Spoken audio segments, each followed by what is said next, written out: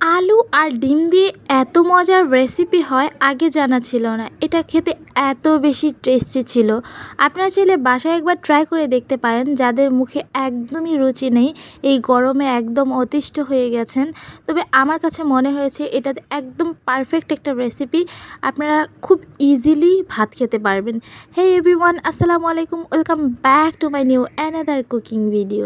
আজকে আপনাদের সাথে শেয়ার করব ডিম আর আলু দিয়ে এই রেসিপিটা একদম ইজিভাবে করা যায় আর খুব শর্ট টাইমে করা যায়, যার কারণে ভাবলাম যে আপনাদের সাথে শেয়ার করি। প্রথমত এখানে 3টা ডিম নিয়ে নিয়েছি। আপনারা চাইলে কম বা বেশি নিতে পারেন। আমি এখানে 3 পিস ডিম নিয়েছি। এখানে সেদ্ধ করে নিয়েছি। এখানে অল্প একটু লবণ আর হলুদের গুঁড়া দিয়ে ম্যারিনেশন করে নিচ্ছি। আর কোনো কিছুর প্রয়োজন নেই। তারপর চুলায় একটি কড়াই বসিয়ে দিয়েছি। আমি আজকে মাটির হাঁড়িতে এই রান্নাটা করব।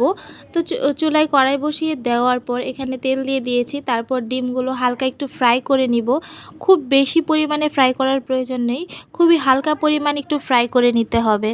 তারপর ওই তেলের মধ্যে আমি এখানে পেঁয়াজ কুচি দিয়েছি, দিয়ে বেশ কিছুক্ষণ একটু ভেজে নিয়েছি। একটু লাল লাল ব্রাউন কালার করে ভেজে নিতে হবে। ভেজে নেওয়ার পর এখানে অল্প একটু পানি দিয়ে দিয়েছি। এখানে আদা রসুন বাটা কোনো কিছু দেওয়ার প্রয়োজন নেই, জাস্ট ওই পেঁয়াজের ভিতরেই পানি দিয়ে দিবেন। তারপরে হলুদের গুঁড়া, মরিচের গুঁড়া, হালকা একটু গরম মশলার গুঁড়া আর দিবেন পরিমাণ মতো লবণ। ব্যাস, আর কোনো মশলার প্রয়োজন নেই। তারপর এই মশলাটা একটু এই পানিটার সঙ্গে বেশ কিছুক্ষণ একটু কষিয়ে নিতে হবে।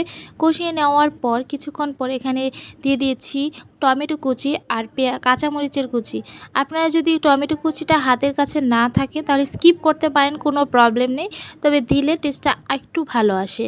তারপর আবারও কিছুক্ষণ ভেজে নেওয়ার পর এখানে দিয়ে দিয়েছি আলু কুচি করে নিয়েছিলাম। কুচি করার পরে এটা ওয়াশ করে নিয়েছি। এই আলুটা দিয়ে দিয়েছি। দিয়ে এই মশলার সঙ্গে খুব ভালোভাবে আলুটা মিক্সড করে নিব। তো মিক্সড করে নেওয়ার পর কিছুক্ষণ পর এখানে অল্প পরিমাণে একটু পানি দিয়ে দিব। তো এই পানিটা দিলে জাস্ট একটু আলুটা সেদ্ধ করার কারণে পানিটা দিয়ে দিয়েছি। তারপর ঢাকনা দিয়ে ঢেকে দিয়ে দিয়েছিলাম।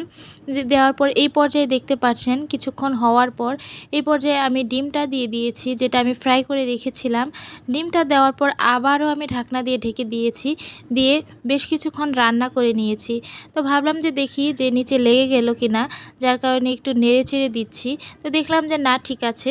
তারপর আবারও কিছুক্ষণ এখন আমি রান্না করে নিব। এখন আমার আলুটা পারফেক্টভাবে সেদ্ধ হয়ে গেছে, যার কারণে ঢাকনা দিয়ে ঢাকার আমি প্রয়োজন মনে করছি না। একটু একটু করে নেড়ে চেড়ে দিয়েছি। বিশ্বাস করেন, এই রেসিপিটা আমি সবসময় চেষ্টা করি ইউনিক কিছু রেসিপি ট্রাই করার জন্য। এই রেসিপিটা এত বেশি মজার ছিল, আপনারা বাসায় একবার হলেও ট্রাই করে দেখতে পারেন। আমাদের বাসায় সবজি শেষ হয়ে গেল, আলু আর ডিমটা সবসময়ই থাকে, তাই খুব ইজিভাবে এই রেসিপিটা আপনাদের সাথে শেয়ার করলাম। ভাবলাম যে একটু হলেও উপকৃত হবেন। তো আমার এই রেসিপিটা আপনাদের কাছে কেমন লাগলো অবশ্যই কিন্তু কমেন্ট করে জানাবেন। আর কে কে এই ভিডিও দেখে রেসিপিটা ট্রাই করেছেন অবশ্যই কিন্তু ছবি শেয়ার করতে ভুলবেন না। আজ এই পর্যন্তই। সবাই অনেক বেশি ভালো থাকবেন, সুস্থ থাকবেন। আল্লাহ হাফেজ।